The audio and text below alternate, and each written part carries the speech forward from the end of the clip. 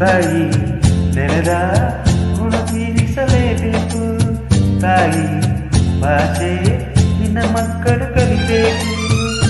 ಕಾವೇರಿ ನೀರಲ್ಲಿ ಬೇಳೆ ಬೇಯಿಸಬೇಕು.